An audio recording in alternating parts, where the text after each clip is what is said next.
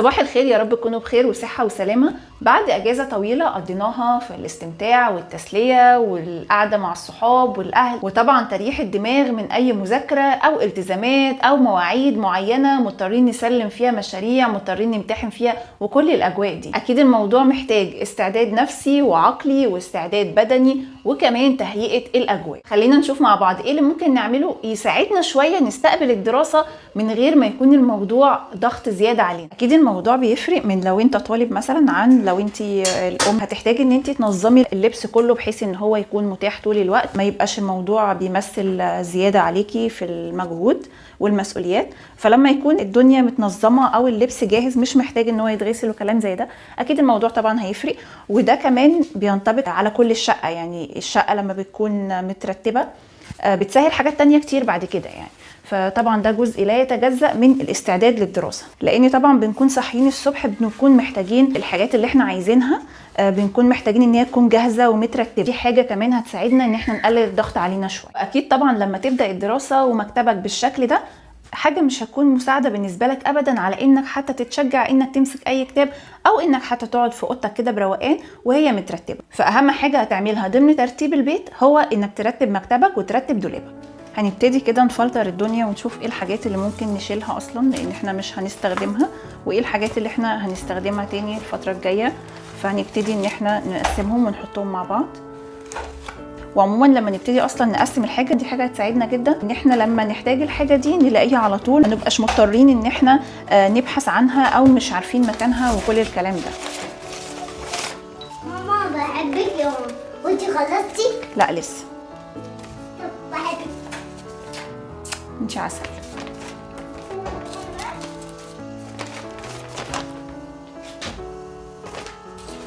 طبعا دي كده كلها حاجات محمد، خلينا نجمعهم مع بعض عشان وقت ما نحتاجهم نلاقيهم على طول، ما نبقاش مضطرين ان احنا ندور عليهم والاجواء دي كلها.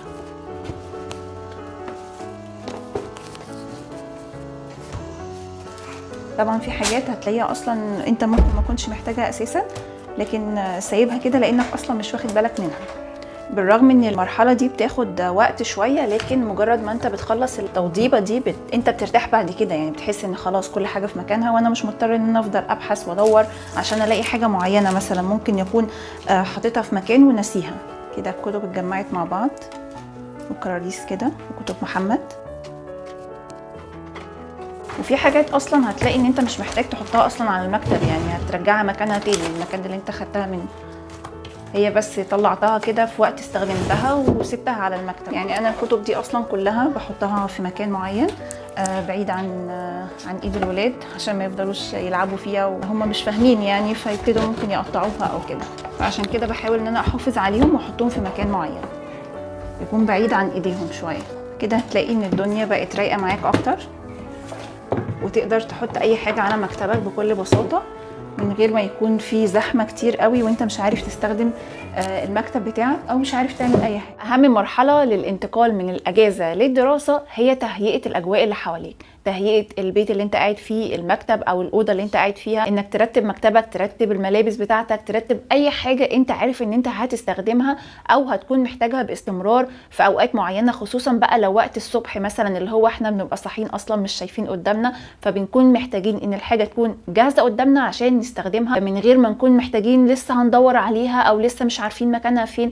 فانك ترتب الاجواء اللي حواليك دي حاجه بتكون مسهله بالنسبه لك اكتر. بالنسبه للطلاب ممكن يكون الموضوع ابسط شويه، ان اقصى حاجه ممكن يكونوا محتاجين يعملوها انهم يرتبوا اللبس اللي هيستخدموه، سواء يونيفورم معين مثلا لو انت لسه في المدرسه، او لو هتجهز وترتب الاطقم بتاعتك لو انت طالب في الجامعه، بحيث ان انت تاخد الطقم على طول ما تبقاش مضطر انك لسه هتدور عليه او لسه هتنسق طقم مع بعضه، يكون الاطقم دي كلها متنسقه مع بعض. هم دول اللي هستخدمهم على الاقل خلال اسبوع عشان يبقى الموضوع مريح بالنسبه لك اكتر. لان طبعا فكره اننا ننتقل من الاجازه اللي فيها راحه، اللي بنصحى براحتنا، اللي فيها كل اجواء الراحه شويه، لفكره اننا نبتدي نصحى بدري، نبتدي محتاجين ننظم حاجتنا، نرتب حاجتنا، نشوف هنلبس ايه وكل الكلام ده، يعني الموضوع بيكون فيه ربكه الى حد ما، خصوصا لو انت ما ساعدتش نفسك او ما سهلتش الامور على نفسك اكتر. لكن طبعا بالنسبه للامهات ممكن يكون الموضوع او المسؤوليات متزايده اكتر عليهم، بحيث ان هم بيكونوا مضطرين ينظفوا كل باقي البيت وينظفوا كل الملابس عشان ولادهم يلاقوا الملابس ويقدروا ان هم يستخدموها كل يوم على حسب طلب. غير كمان لو هم اللي بيودوا اولادهم للمدرسه، بكون محتاجه اني انسق برضو اكتر من طقم، بحيث ان انا اصحى الصبح اخد الطقم اللي انا جهزته وابتدي البسه وانزل على طول. لما بيكون الموضوع منسق اكتر او منظم اكتر بيكون الموضوع مريح اكتر بالنسبه لي. لو في اي حاجه محتاجه تتكوي يفضل ان انت تشيلها في الشماعه بتاعتها مكويه، ده برضو عشان تسهل على نفسك انك وقت ما تحتاج الحاجه او خلاص انا هخرج بالطقم ده فتبتدي ان انت تطقمه على بعضه، ومش محتاج ان انت لسه تكويه والكلام ده كله. فدي حاجه انت بتسهل لنفسك لما بتشيل الحاجه جاهزه، بيكون الموضوع مريح بالنسبه لك، احسن ما تصحى الصبح لسه هتعمل الحاجه دي او لسه هتكوي هدومك، بيكون الموضوع بالنسبه لك مرهق اكتر بالتاكيد يعني. لكن لما الحاجه بتتشال جاهزه على الاستخدام بيكون الموضوع مريح اكتر. وبما اني في فتره الدراسه بكون محتاجه كل يوم طقم، سواء للتصوير او حتى لاني اوصل ابني للمدرسه، ففي كل الاحوال يعني انا بكون محتاجه طقم يكون جاهز كل يوم. فلما بيكون اللبس مكوي جاهز بس لمجرد ان انا هطقم الطقم مع بعضه، بيكون الموضوع مريح اكتر بالنسبه لي. وطبعا ما ننساش نجهز كام كراسه كده ناخدهم معانا لحد ما نعرف الطلبات بالظبط اللي موجوده في المدرسه او اللي احنا هنحتاجهم بالظبط، وادواتنا طبعا نجهزها ونحط كل ده في الشنطه بتاعتنا، بحيث ان احنا خلاص يعني وقت الدراسه او اول ما يجي اول يوم في الدراسه يكون كل حاجه جاهزه وحاطينها في الشنطه بتاعتنا، مش محتاجين ان احنا لسه هنجهز ادواتنا ونجهز كل الحاجات اللي احنا محتاجين ناخدها معانا، غير البوتل طبعا واللانش بوكس. لكن الحاجات دي بنستخدمها في وقتها، يعني بنجهزها قبلها بيوم على طول، مش محتاجين ان احنا نجهزها قبلها بفتره. طيب كل الكلام ده بالنسبه لتهيئه الاجواء والادوات وكل الحاجات اللي احنا نستخدمها والملابس وكل الكلام ده. طيب نيجي بقى لتهيئه الجسد. لو انت متعود ان فتره الاجازه دي انا بنام براحتي وبصحى براحتي، وناس كتير بتعمل كده يعني مش انت لوحدك، في الحاله دي طبعا محتاجين اننا نرجع نظبط الساعه البيولوجيه لجسمنا، ودي حاجه محتاجه شويه تهيئات. يعني لو احنا متعودين مثلا اننا بنخرج بالليل بنسهر بره وكل الكلام ده، نبتدي نخفف الموضوع ده شويه الى حد ما عشان نبتدي نتعود على نظام جديد، يكون الموضوع بالنسبه لنا خلاص احنا اخر اسبوع ده ابتدينا نتعود اصلا على اننا ما نسهرش بره كتير، ما نخرجش بره لمواعيد متاخره كتير، عشان احنا بنحاول نظبط مواعيد نومنا ونظبط اسلوب حياتنا. تاني حاجه هنعملها طبعا اننا نحاول نقلل على قد ما نقدر، لو بنشرب منبهات مثلا في اوقات متاخره نحاول نقلل شرب المنبهات بالليل، يعني يكون اخرنا مواعيد معينه في فتره النهار وبعد كده ما نشربش اي منبهات، لان ده هيساعدنا انه يقلل الارق عندنا اكتر لما نيجي ننام. وبما ان بقالنا فتره طويله عايشين في كسل وخمول، فما فيش مانع من حبه رياضه لو تقدر لاستعاده النشاط والحيويه من تاني. كل دي حاجات هتساعدنا وتأهل جسمنا اننا نكون قادرين نصحى بدري ونظبط اسلوب حياتنا ومواعيد نومنا وصحياننا. هنا بقى وصلنا للنقطه المهمه جدا، وهي تهيئه العقل للدراسه.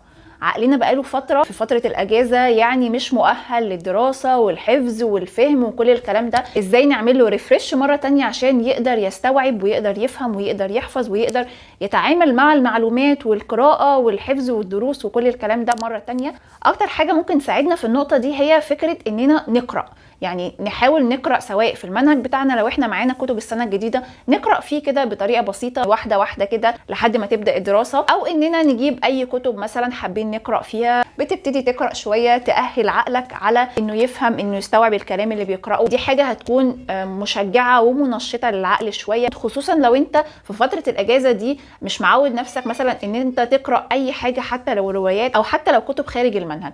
لكن لو انت معود نفسك الموضوع هيكون ابسط بالنسبه لك. الفكره كلها اني ااهل عقلي انه يشتغل، اساعد عقلي انه يشتغل ويفهم ويستوعب ويرجع ينشط مره تانية بعد فتره الاجازه وفتره الركود. ونفس النظام برضو بالنسبه للكتابه. لو انت مش متعود على فكره الكتابه، سواء كتابه اكاديميه منظمه او كتابه حره، تاهل نفسك على الكتابه، لان طبعا فتره الدراسه اكيد انت بتكتب دروسك، بتكتب المواد اللي عليك، بتذاكر، بتعمل كل الكلام ده. فعشان برضو تكون مؤهل لحاجه زي كده، ما يكونش الموضوع بالنسبه لك اللي هو الكتابه صعبه عليك شويه، ان انا لسه هكتب هكتب تاني ولسه هرجع للدراسه تاني، تبتدي تمرن نفسك على الكتابه. ومش شرط خالص انك تكتب حاجات منظمه او حاجات مثلا اكاديميه، يعني اكتب في اي حاجه، اكتب اي موضوع انت عايز تكتبه، اكتب اي كلام انت عايز تكتبه.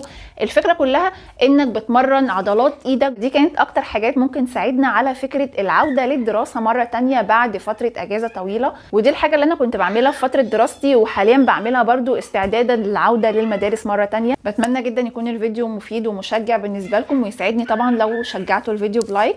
واشوفكم على خير ان شاء الله في فيديو جديد. مع السلامه.